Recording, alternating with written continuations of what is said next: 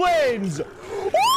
Couriway is a huge Minecraft speedrunner. Oh, well, let me rephrase. Couriway is a popular Minecraft speedrunner, and he has his annual challenge of beating the set seed of the new year. I want to attempt this challenge. The problem? He's been playing Minecraft for years, and I just started half a year ago.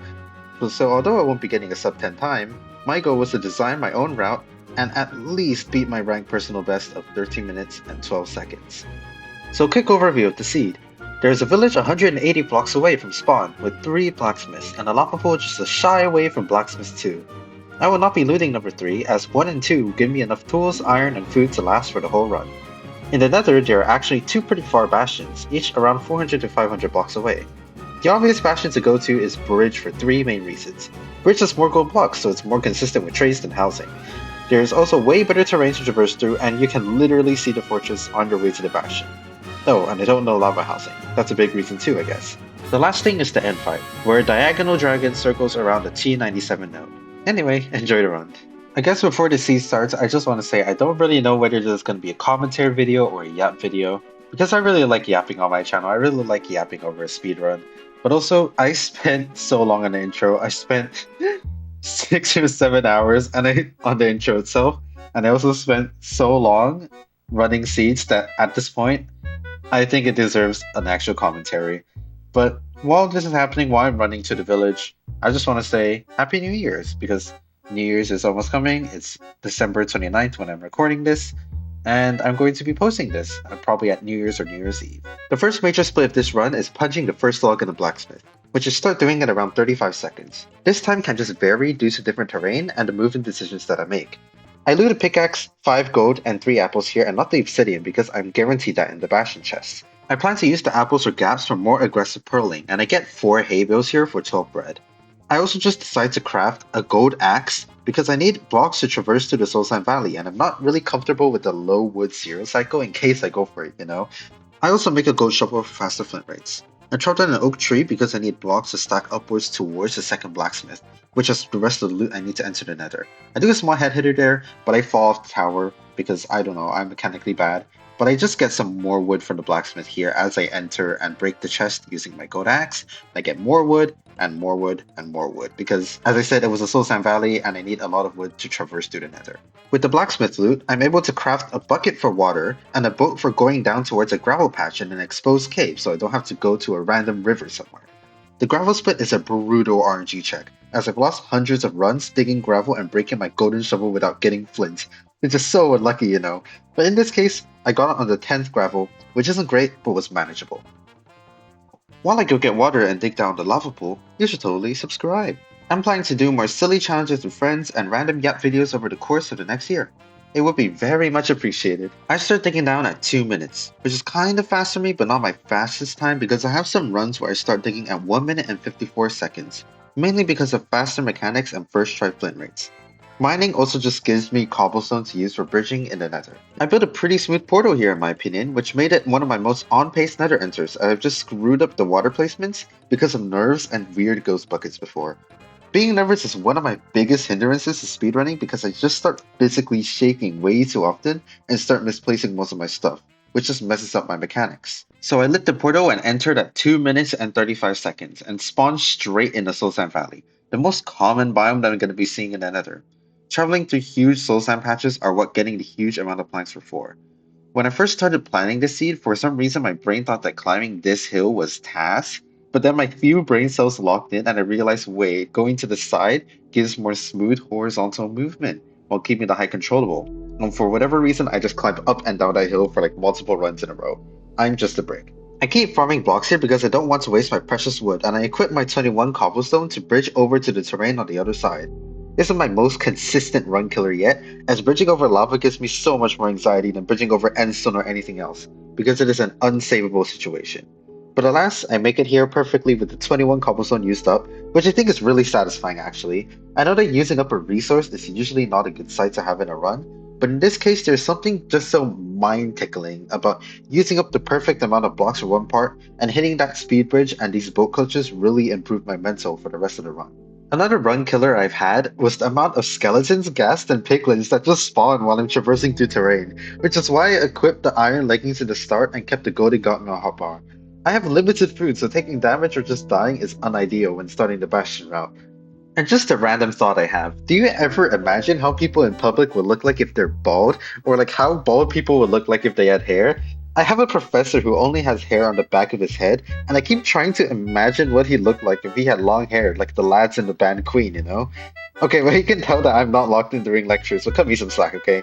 My brain is actually just fried. I also try to imagine that with facial hair too. Because usually I'm not that big of a fan, but you know that one prank where people draw mustaches on people's faces when sleeping? I kind of just do that in my mind as entertainment when I'm in the subway or something. But anyway, here I reached the Bastion at 4 minutes and 28 seconds, which is pretty much pace for me. Another thought I have with gold is that piglins theoretically have an unlimited inventory if you think about it. Like they can just trade gold forever. Like how strong are they? I wanted to carry all of my stuff when I'm moving out or something. Dear Lord.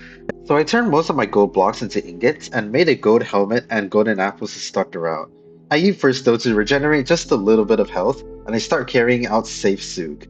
There's a baby hoglin that just comes charging at me. I punch it away, then the big guy starts coming and nearly knocks me into lava, so here I make the executive decision to just start doing Donkey Kong instead.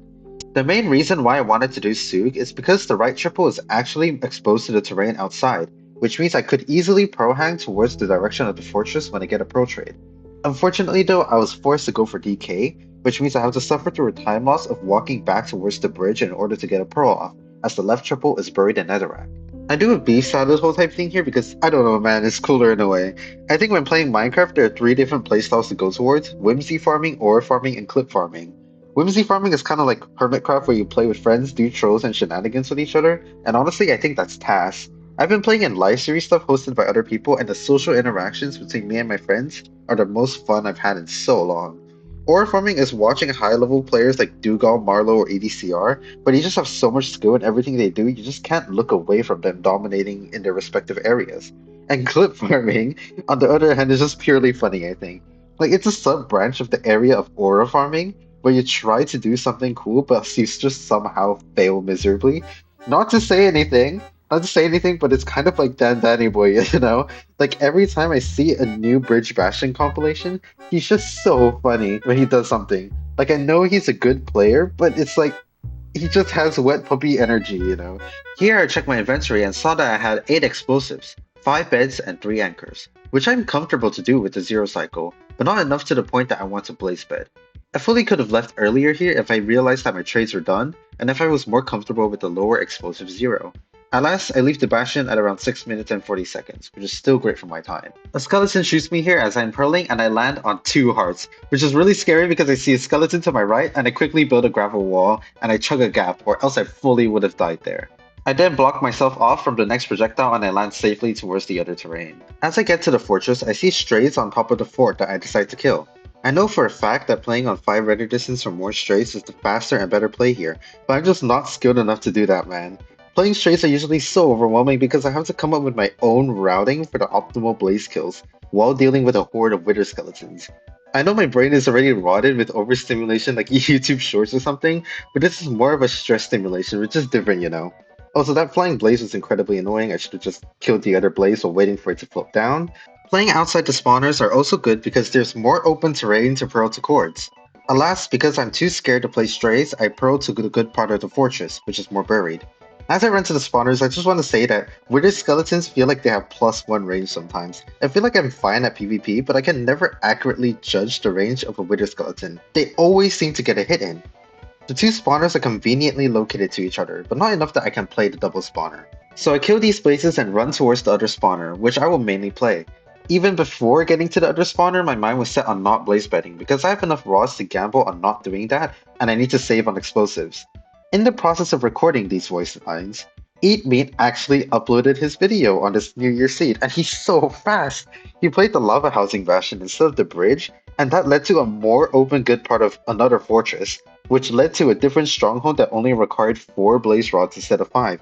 And his overworld was insane too, where he saved around 30 seconds compared to me, maybe because he didn't have to grab as much wood as I had, since the lava housing was across nether wastes instead of a soul sand valley.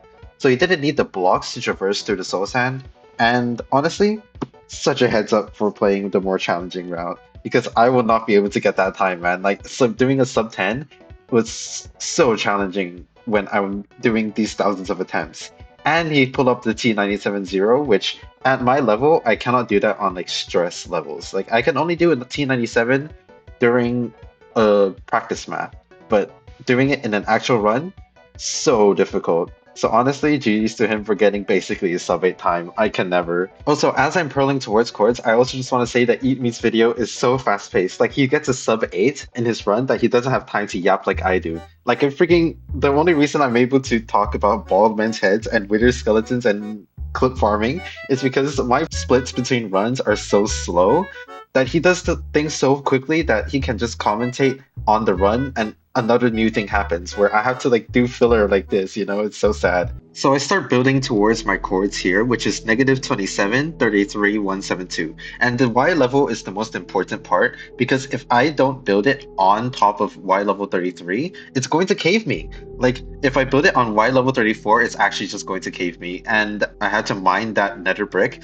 just so I don't bridge above the cores that I have to build to. So I spawned directly in the portal room and I immediately started placing my eyes, which was a horrible decision. Well, at first I misplaced Obby, but it was a horrible decision that I didn't organize my inventory because I did not have any pearls in bar. So I fumble around my pearls in my inventory here, I pearl, but now it's pretty much too late to hit a T97. Plus, I go for it, but I still pearl only up until Y88, which means I had to bridge up another 7 blocks. So I decided not to go for the 0 anymore because it's not worth it to risk it. It's 10 minutes and I'm basically on pace for a new PB. So I decide to high roll and wait for the perch here. And while I'm waiting for the perch, what do you think of airline food? I'm sorry, but the food, honestly, the food is just not task. It just feels like the driest food I've had in so long. And the presentation is also just not good. I also just look at an Enderman here because why wouldn't I? Like, I know there's only so much you can do with a little microwavable box, but honestly, I've brought meal deals on planes that taste so much better than the things that they give us. Of course, I would eat it either way, but it's something to complain about, you know? The reason why I'm talking about this is I don't know. I just randomly thought of that one joke. What's the deal with airline food that like Phineas and Verb said? And I think it's just a funny yet awkward way to fill the air, just like waiting for this dragon to perch. Please perch at this point. It's 11 minutes and 12 seconds, and I'm still waiting for the dragon to perch. So the sub 11 dream is gone. I didn't do it here, but sometimes I do like you know the thing that I do to cats to like lure them over to like pet them or something? Sometimes I do that to the dragon just so I can get her to perch. Because this is ridiculous. Actually, waiting for a perch is the most infuriating, yet time consuming, yet suspenseful thing to wait for. And finally, she perches, I pearled in, and all I want to say is enjoy the one cycle.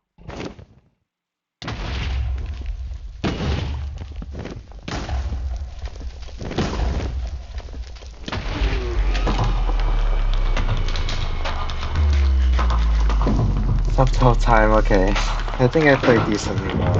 I'm gonna sub. Yes. Sub 12. I can't go faster with an instant purchase, but like, I don't know. It's Christmas. I've done so much already. Oh my God.